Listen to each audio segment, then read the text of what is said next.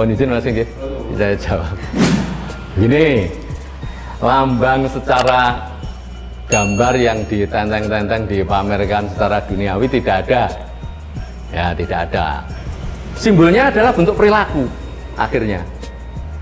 Perilaku kita, adab kita itu harus terpuji, harus sebaik-baik di masyarakat. Sebagai amaliyah kita itu ya kita sebagai manusia ojo rumongso tapi ning rumangsa nono, bahwa kita itu sebetulnya tidak bisa apa-apa kecuali hanya karena Allah, seperti itu. Jadi itu tertutup, jadi kita aktualisasikan dalam bentuk itu.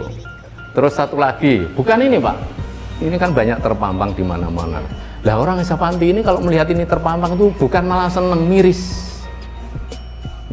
Bapak juru kerja miris, karena apa? Ini tidak boleh dipertenteng-tentengkan, tidak boleh. Nah, kalau menurut Esa Panti bahwa Ing Abai Suradiwirya itu ada di dalam jantung hati kita, tidak boleh keluar, ada di jantung kita. Ini bedanya dengan yang di luar-luar.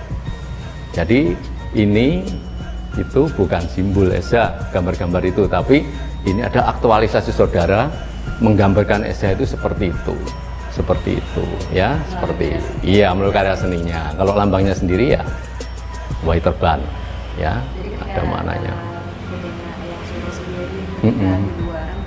Seakan sakralannya. Iya, ya masa dipanas nih, di ini dibuat tugu lah, kita itu miris sebetulnya. Jadi tapi kita sudah tidak ada kaitan dengan mereka ya, semoga saja ya, karena mungkin bentuk kecintaan fanatikanya yang diaktualisasikan secara berbeda dengan ajaran kita gitu loh ya.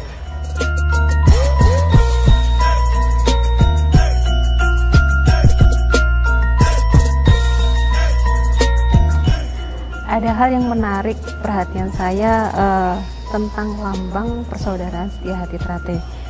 Menurut saya merupakan salah satu lambang yang paling artistik. Nah, bisa Bapak jelaskan makna filosofis dari lambang PSHT ini? Iya. Jadi setiap perguruan itu biasanya punya lambang perguruan masing-masing. Termasuk Esa Trate, kita juga punya lambang. Alhamdulillah lambang Esa Trate yang dipakai sekarang ini itu sudah dipatenkan, sudah didaftarkan di Hak Kekayaan Intelektual Dirjen Haki di Kementerian Hukum dan HAM Republik Indonesia pada tahun 2006-2007 oleh beliau Kamastar Maji Butiarsono almarhum yang waktu itu menjabat sebagai Ketua Umum Pusat. Jadi lambang yang dipatenkan adalah sesuai dengan lambang yang ada sekarang ini, itu mempunyai filosofi, mempunyai makna yang pada intinya menggambarkan apa yang ada di Esa Trate. Yang pertama, lambang Esa Trate ini bentuknya segi empat seperti yang ada di atas, ya, persegi empat, kemudian tepat di tengahnya ada gambar jantung bersinar. Ya. Persegi empat ini menggambarkan atau mempunyai makna bahwa Esa Trate ini kita mengakui ada filosofi, yaitu mata angin, arah mata angin ada utara, barat, selatan, timur. Kemudian jantung bersinar ada di tengah. Ya, ini kalau di istilah Jawa ada istilah kiblat papat limo panjer. Yeah. Ini yang merupakan salah satu makna di Esa Trate. Nah, kemudian lambang Esa Trate ini dasarnya warna hitam. Mengapa? Karena warna hitam ini warna yang kekal abadi. Yeah. Menggambarkan bahwa Esa Trate ini, persaudaraan di Esa Trate ini adalah persaudaraan yang kekal abadi. Tidak ada di Esa Trate itu istilahnya setelah menjadi warga lalu kemudian pensiun, itu tidak ada. Jadi tidak ada pensiunan warga Esa Trate, itu tidak ada. Jadi sampai kapanpun, sampai kembali ke liang lahat itu adalah saudara. Nah, kemudian di samping dasarnya warna hitam ada jantung bersinar, di mana jantung bersinar ini di bagian tepinya berwarna merah. Ini mempunyai filosofi bahwa jantung bersinar menggambarkan cinta kasih kepada sesama. Jadi orang Esa Trate itu harus mempunyai watak jiwa cinta kasih kepada sesama, menggambarkan rasa simpati kita kepada sesama. Namun cinta kasih kepada sesama ini harus ada batasnya, karena kalau cinta kasih tidak ada batasnya itu bisa berakibat menjadi hal yang terburuk. Ibaratnya kita hanya dalam kondisi sakit, oleh dokter tidak boleh makan sesuatu, tapi dia minta, karena cinta kasih kita berikan, maka kalau terjadi hal yang fatal maka kita berdosa. Ya, mestinya kita harus bisa melarang, tapi justru kita memberikan, ini akan berakibat ya ibaratnya hal yang fatal lah. Fatal. Itu sehingga cinta kasih di Esa Trate ada batasnya. Kemudian bunga Trate di situ digambarkan ada 3 bunga, ada yang masih kuncup, setengah mekar dan mekar. Ini menggambarkan bahwa Esa Trate ini terdiri dari, ada yang katakanlah masyarakat kalangan bawah, ada yang menengah, ada yang sudah berhasil banyak, sehingga menggambarkan keragaman yang ada di Esa Trate ini. Jadi Esa Trate ini sangat majemuk sekali, sangat heterogen, karena warga Esa Trate itu ada dari Aceh, dari Sabang sampai Merauke. Alhamdulillah 34 provinsi yang ada di tanah air itu sudah ada cabangnya Esa Trate. Alhamdulillah sampai saat ini kami punya cabang 314 cabang. Wow. Jadi cabang ini di tingkat kota kabupaten. Berarti perkembangannya sangat pesat ya Pak ya, sampai sekarang. Makanya sampai disebut-sebut sebagai salah satu perguruan pencak silat terbesar di Indonesia. Kalau untuk di internasional sendiri sudah ada Pak? Sudah. Jadi begini Pak, jadi kalau kami kok merasa besar tidak, ya kami ya itulah yang ada di Esa Trate. Jadi tentunya perkembangan itu tidak seketika tidak, tapi melalui satu perjalanan, melalui proses yang cukup panjang sejak tahun 22 sampai sekarang ini. Tentunya peranan pendahulu-pendahulu kami sangat besar sekali, sehingga sekarang ini ibaratnya tinggal melanjutkan aja lah. Alhamdulillah saat ini Esa Trate di samping di Indonesia, itu di luar negeri kita sudah punya, kami punya cabang khusus namanya kalau di luar negeri. Itu ada 29 cabang khusus di luar negeri.